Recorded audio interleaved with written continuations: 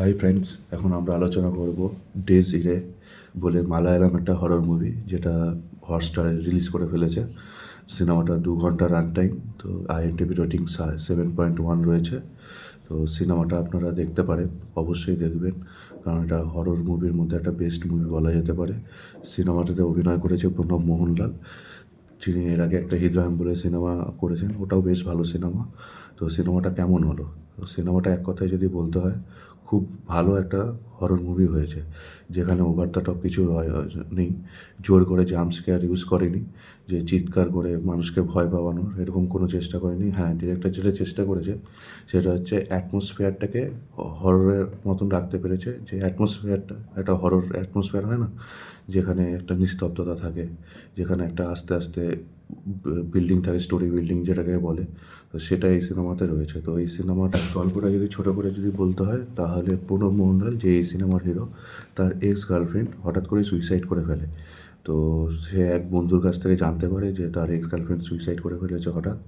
তো সে তার বাড়িতে যায় তার মা বাবার সাথে দেখা করতে। তো ওখানে গিয়ে তার বাড়িতে একটা টেবিলের মধ্যে একটা ক্লিপ ছিল, চুলের একটা ক্লিপ ছিল। তো ওই ক্লিপটা সে অনেকক্ষণ ধরে দেখে এবং সে সেটাকে তার বাড়িতে নিয়ে আসে।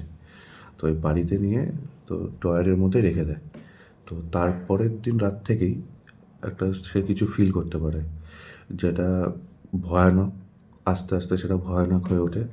তো এরকম একটা ফিল করতে পারে। তো সে ভেবেছে, তারপর ভাবলো সে ওটা এক্স গার্লফ্রেন্ডের যে সোলটা, সেটা তাকে প্রবলেম করছে। তো এইভাবে সে তার যে এক্স গার্লফ্রেন্ডের যে বাড়ির পাশে একজন প্রতিবেশী থাকে, নেইবার থাকে, সেই নেইবারের কাছে গেল হেল্প চাইতে, যে এরকম সে কিছু ফিল করতে পারছে। তো সেই নেইবারটা তাকে কীভাবে হেল্প করে এবং তার ব্যাক স্টোরিটা কী এই গল্পে, সেটা আস্তে আস্তে আনফোল্ড হয়, কিন্তু খুব ভালোভাবে আনফোল্ড হয়।